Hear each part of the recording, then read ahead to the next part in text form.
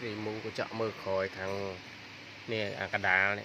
chẳng thực qua thằng này với mình lèo ấy lèo mỗi pì không tiền cho anh mà chạy